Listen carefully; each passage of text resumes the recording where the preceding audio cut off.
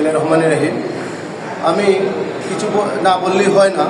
আমার জানা মতে দেওয়ান জয়নুল জাকির সাহেব উনি প্রথম, যখন উনি বাংলাদেশের প্রথম একজন বিসিএস ক্যাডার। এরপরে উনি চাকরি ছেড়ে উনি পৌরসভার চেয়ারম্যান হন, সদর পৌরসভার চেয়ারম্যান হন। এরপরে উনি টানা চারবার উপজেলা সদরে চেয়ারম্যান হন। এরপরে উনি একবার 96 নির্বাচন করেন দানের শীষ নিয়ে। এরপরে 18 সালে একবার দানের শীষ নিয়ে উনি নির্বাচন করেন।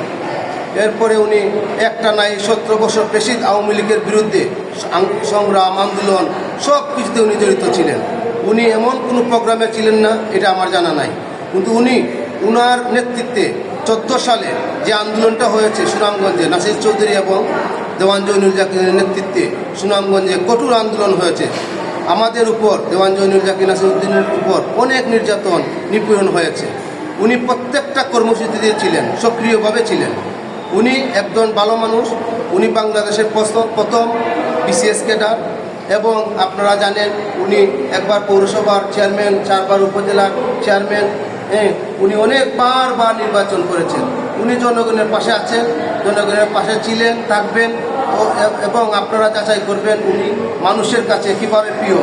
উনি সুনামগঞ্জের মানুষের কাছে, আত্মজনতার কাছে এত প্রিয় যে এটা আমি ভাষায় প্রকাশ করতে পারবো না। মানুষ, ভালো মানুষ। এবং উনি আশা করি এবার নির্বাচনে যদি নমিনেশন পান, দানের শেষে নমিনেশন পান, বিএনপি নমিনেশন পান, উনি এত ভোটে পাশ করবেন, বাংলাদেশের ইতিহাসে লেখা থাকবে জয়নুল জাকির এত ভোটে নমিনেশন পেয়ে পাশ করেছেন। হ্যাঁ, আমি আরেকটা কথা বলতে চাই।